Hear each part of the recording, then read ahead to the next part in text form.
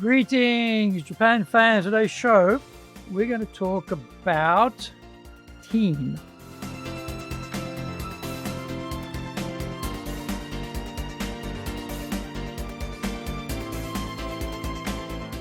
Baishu, arigatou gozaimasu. And welcome back to the 11th year of the Leadership Japan series. I'm your host in Tokyo, Dr. Greg Story, Dale Carnegie Tokyo franchise owner, president of Dale Carnegie Tokyo Training, and the 3-time best-selling author of Japan Sales Mastery, which is Zaegyo in Japanese, Japan Business Mastery, and Japan Presentations Mastery, or in Japanese, Anata mo Prezen no Tachiden. My other books include Stop Wasting Money on Training, which in Japanese is Training de Okane o Muri ni suru no wa yamimashou. And my just released new book is Japan Leadership Mastery, and all are available on Amazon. This podcast brings insights, examples, and experience about leading in Japan. Trust me, it is different here. Don't forget to subscribe and share this podcast with your family, friends, and colleagues. We're not being sponsored by Libsyn, but we value your privacy, which is why we have our podcast hosted by Libsyn. Unlike many other hosting organizations, Libsyn have a strict policy that does not allow access to your private information by anyone. Here is our daily podcast lineup on Apple Podcasts. Mondays, the Cutting Edge Japan Business Show podcast. Tuesday, the Presentation Japan series. Every second Tuesday, the Business Touches in no Share Show. Wednesdays, the Sales Japan series. Thursdays, the Leadership Japan series. And every second Thursday, the Business Pro Podcaster Show. Fridays, the Japan Business Mastery Show podcast. Saturdays, Japan's top business interviews. Before we get going, today's handy Japanese phrase is mendokusai. This was an absolute favorite term for my son when he was a teenager. Everything was mendokusai, meaning bothersome, troublesome, a nuisance. Mendokusai, mendokusai, mendokusai. Oh, this is a bother, mendokusai. This is really irritating, troublesome. I don't want to do it. Mendokusai, mendokusai, mendokusai. Now this is episode number 588. Today we're talking about transform your team. Leadership secrets for building cohesion and performance.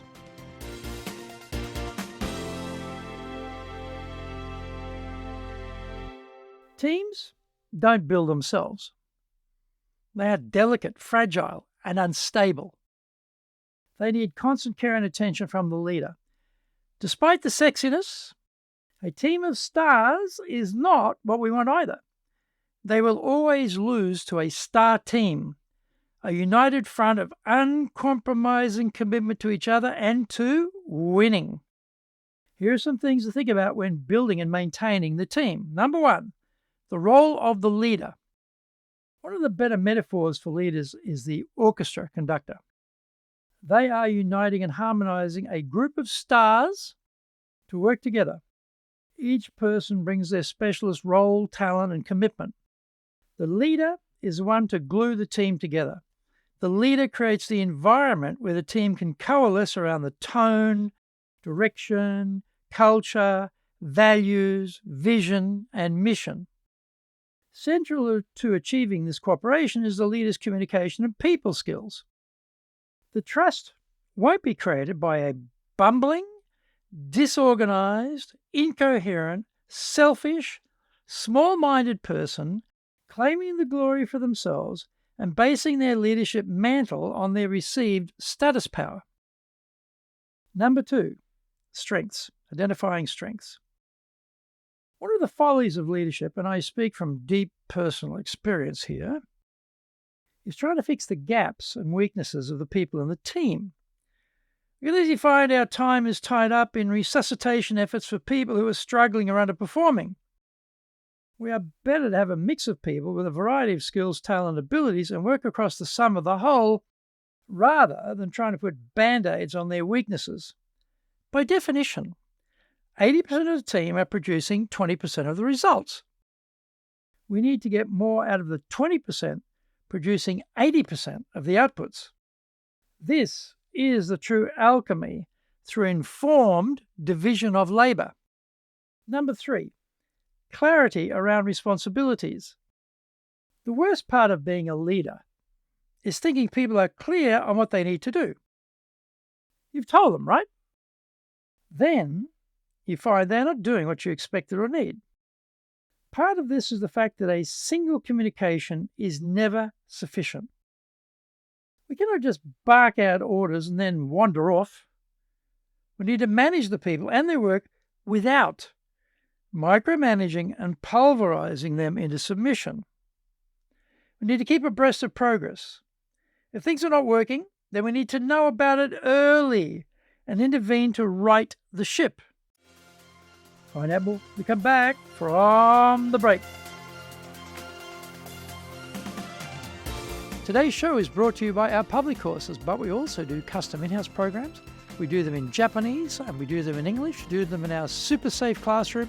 We do them live online. The show today is being brought to you by, on the 13th of February, our Dale Carnegie course, 3-day version. 14th of February, Winning with Relationship Selling. And 22nd and 23rd, High Impact Presentations. Our website is www.dale-carnegie.co.jp. So that's www.dale-carnegie, carnegie.co.jp.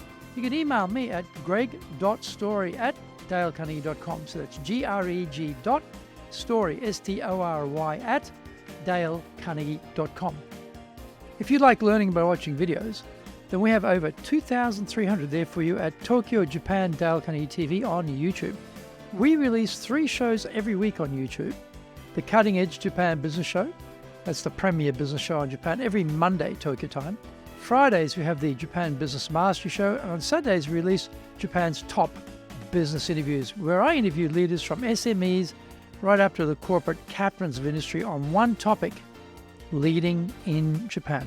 Now, every second Thursday, we release the Business Pro Television. Don't forget to grab my business best-selling books on Japan on Amazon. Japan Sales Mastery, which is Saegyo in Japanese, Japan Business Mastery, and Japan Presentations Mastery, or in Japanese, Anata mo Presen no Tachijin. My other books include Stop Wasting Money on Training, which in Japanese is Training de Okane o Muda ni suru wa yamemashou, and my just released new book is Japan Leadership Mastery, and all are available on Amazon.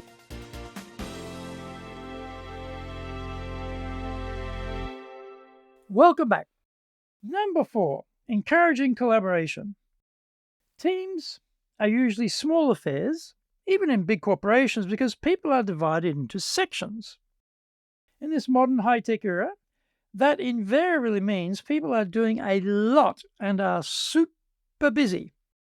This doesn't lend itself to having excess bandwidth to help others in the team, or even more vitally, helping people in other sections. We also have the danger of the leader trying to unite their tribe by making the other section's tribes the enemy. This is a disaster. The true enemy are the opposition team in the rival company. We need to make them the bad guys, not our own colleagues. That doesn't stop ambitious leaders from trying to gain advantage internally by using their team as a weapon for supremacy, domination, and relentless ladder climbing. The leader's job is to contribute to the entire enterprise effort and make sure the firm wins in the marketplace. Number 5, proactive team building. The leader has to create the opportunities for the team to get together. These could be town halls, brainstorming sessions, team lunches and dinners, or any excuse to get the team together, get the people together. With work from home so prevalent, the team members don't see each other every day as they usually did before COVID. Team projects are a good tool for getting people from different sections together who normally may not have a chance to work with each other. It introduces diversity into the creative process and creates the human bonds needed to keep everyone together. I am such a business genius and guru. I hired 4 new people in January 2020. seconds before the pandemic wrecked the training industry. One of them drew her secure salary happily every month through the devastation and simply up and quit at the end of COVID. Ouch! She was in her late 20s when she joined the firm and spent the pandemic working for us from her room in her parents' house in Shinjuku. I realized later that she didn't have any close friends inside the company, and so it was easy for her to depart. Yes, we had meetups online, but it wasn't enough, and not the same as being together in person. This was my first pandemic, so I made a number of leader mistakes during COVID as a result. This is not a comprehensive list of items on the subject of team building, but there is plenty of food for thought to get to work on. The leader is the driver here. We go for role clarity and keep reviewing what is working and not working. Retaining our talent is the name of the game for the modern leader in population declining Japan. If we make a mess of it, the penalties are potentially fatal. Team building never goes out of fashion or relevance. The problem is we're never properly trained for this part of the role and we bumble along through trial and error. We all need to do a better job of educating ourselves in this regard. The best time to start was yesterday, and the second best time is today. Thank you for joining the Leadership Japan series. If you found the program useful, then tell your family, friends, and colleagues. Don't forget to subscribe and share this podcast. You can contact me at greg.story@dalecarnegie.com. Our website is www.dale-carnegie.co.jp. Until the next episode, take what you thought valuable, put it into action, because idea application is what makes winners winners. So, be one of them. Remember, I'm in your corner, your go-to guy for soft skills training in Tokyo, committed to your success here in Nippon.